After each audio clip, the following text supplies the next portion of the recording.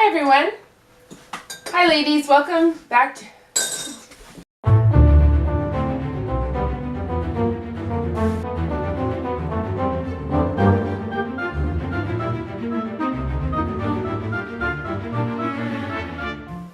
Hi ladies, welcome back to A Cup of Tea with Shauna Marie. I'm having a cup of Tazo chai tea with honey and half and half. Very good. You know, a little side note, it is something I do every week is turn the refrigerator off so it wouldn't hum while I'm making this video, because the refrigerator is right over there. So I wish there was a way that you could talk to me by the end of the video and remind me to turn on my refrigerator so that the food actually stays cold. So if you could somehow remind me, I appreciate that. Okay, well, today, as you know, we're going through 1 Peter. We're in chapter 2, but I think we won't even start on that today. I just want to stay on this one verse from the last chapter. Verse 22, 1 Peter 1, verse 22. It says, "Since you have, in obedience to the truth, purified your souls for a sincere love of the brethren, fervently love one another from the heart."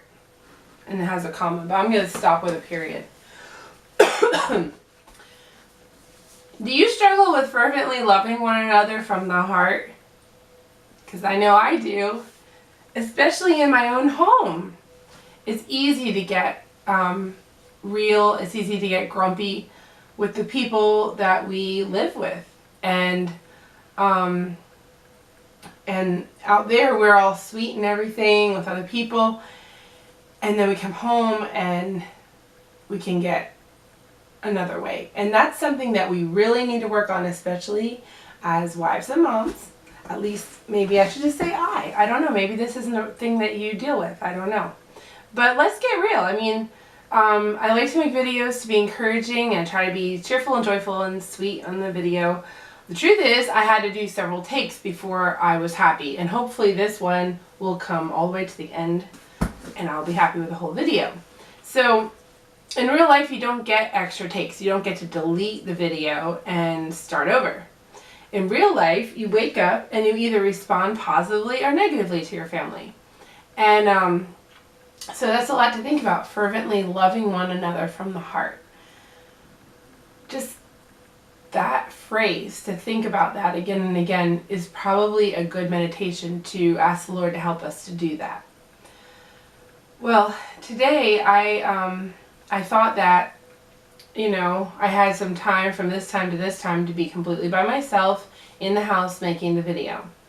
Well, then I thought I was going to get that time even sooner, and I was so happy about that. And I was starting to feel like, okay, I'm going to start cleaning up in here. I got to get this done. Clean up these dishes a little bit. Didn't get them all done, but I started moving them to the dishwasher a little bit just so I could, you know, set myself right for this video. And the next thing I know, my husband comes in and he needs my help.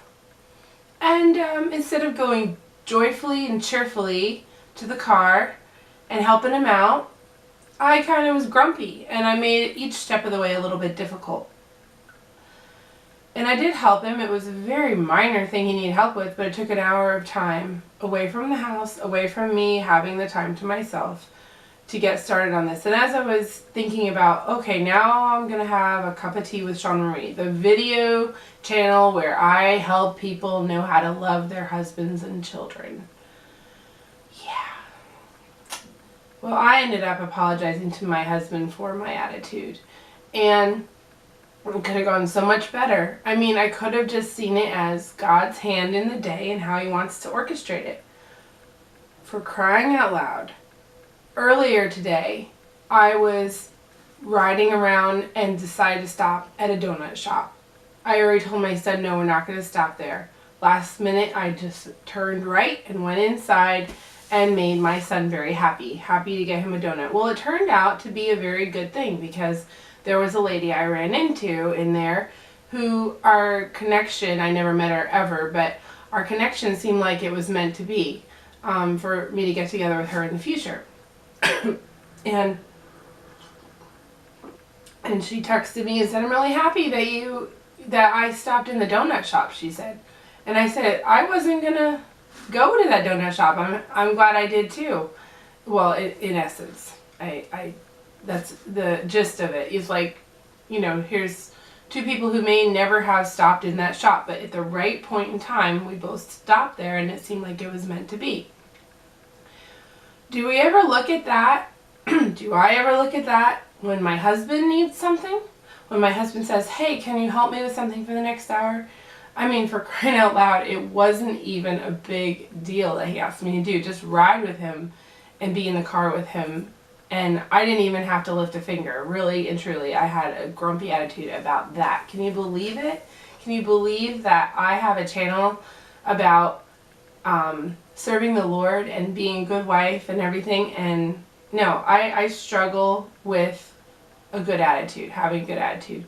So I just want to be real and share that with you, along with that scripture that says, again, since you have, in obedience to the truth, purified your souls for a sincere love of the brethren, fervently love one another from the heart.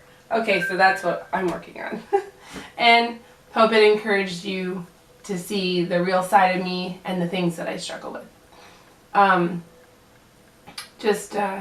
Somebody kind of changes up my schedule against my will, and I had other plans, and I wanted, to have some time to myself or whatever. Well, there was room for that, but I could have saved the attitude. God knows what I need, and He would provide it in just the right time.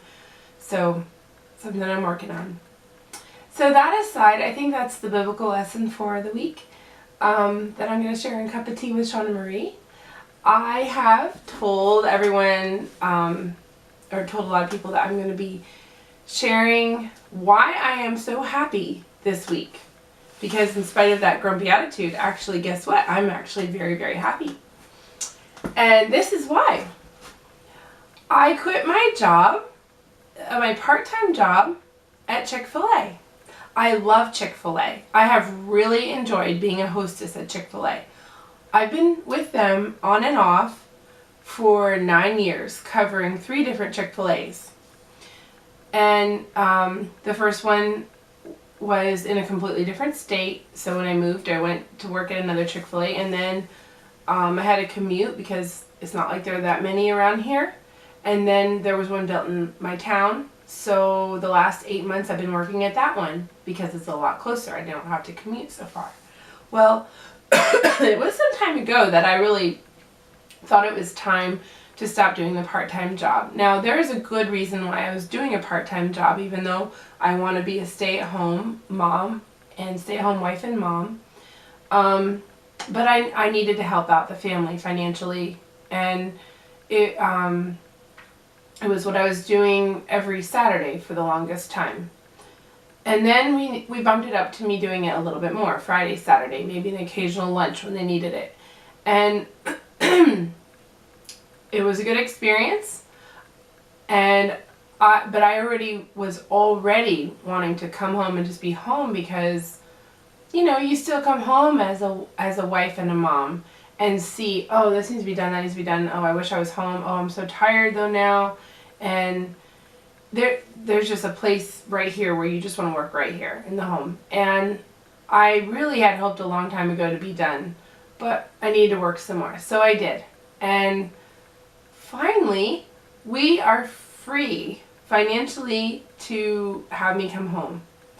And I am so, so grateful. I am so happy. And I will miss Chick-fil-A, and I will also take the lessons that I learned with me from Chick-fil-A. One is hospitality. So I really want to talk more about this topic. I want to talk about hospitality. I want to talk about women working outside the home. I'd like to talk more about these topics. So please subscribe if you're interested in hearing more of what I have to say.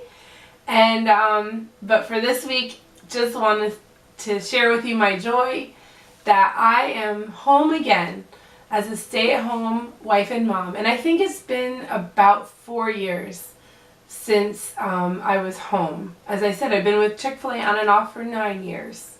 On and off, which means I probably covered, 6 years of 9 being with them. But but since I've had like no job outside the home, it's been about 4 years. So I'm back home again. I'm so excited. I'm going to be focusing even better on my soap business. And boy, am I excited, starting to look into ways to get out there and sell my soap. And let me show you, maybe I'll feature a soap every week, but on this platter, I have a soap for you to see that I am extremely excited about. This soap is, what am I calling this soap?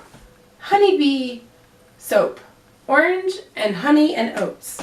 Here's that cute little one. Isn't that adorable? This one has a bumblebee on it. And it has oatmeal in it. It has honey in it. And it has essential oil of orange in it. And it's so cute. I mean, look at those bees. Aren't they cute? And this one is a little bar and it has a big bee on it. And I have 2 of the little ones and 2 of the big ones. And they'll be available in my store soon. It takes time for soap to cure.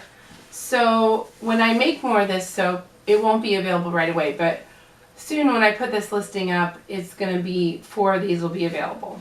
And that's it for now.